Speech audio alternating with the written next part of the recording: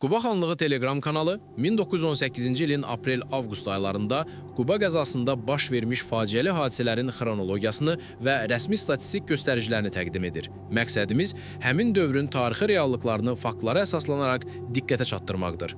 1918-ci ilin aprel ayının ortalarında Bakı Bolşevik hakimiyyətinin nümayəndəsi David Gelovani təxminən 200 nəfərlik silahlı dəstə ilə Qubaya gəlmişdir. O, şəhər əhalisinə cəmi 2 saatlıq ultimatum verərək Sovet hakimiyyətinin qəbul edilməsini tələb etmişdir. Nəticədə 23 aprel tarixində Qubada Sovet hakimiyyəti rəsmi şəkildə elan olunmuşdur.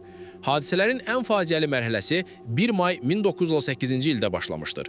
Amazasp Sırvansiyanın komandanlığı altında təxminən 3000 nəfərlik silahlı cəza dəstəsi 3 istiqamətdən Qubaya daxil olmuşdur. Hücumun ilk günündə şəhərin aşağı hissəsində əsasən qadın və uşaqlardan ibarət 715 dinc sakin qətlə yetirilmişdir.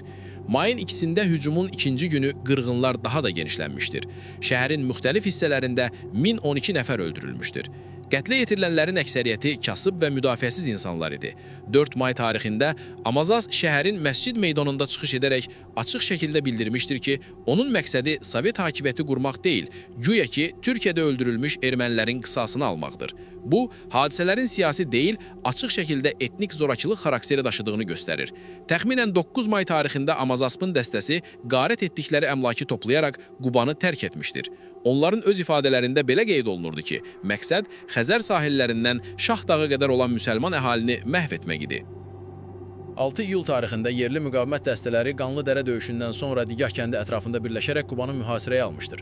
Təxminən 8 saat davam edən döyüşə baxmayaraq, düşmənin ağır silahları səbəbindən şəhərə daxil olmaq mümkün olmamışdır. Yerli müqavimət qüvvələrinin güclənməsi və Bakıdan əlavə dəstək ala bilməyən bolşevik daşnaq qüvvələri vəziyyətin ağırlaşdığını görərək 25 iyuldan sonra geri çəkilməyə məcbur olmuş və Qubanı tərk etmişdir. 2 avqust 1918-ci ildə Türk-Azərbaycan qoşunlarının bölgəyə daxil olması ilə Quba və Qusar azad edilmişdir. Bununla da Azərbaycan Xalq Cümhuriyyətinin hakimiyyəti bu ərazilərdə bərpa olunmuşdur.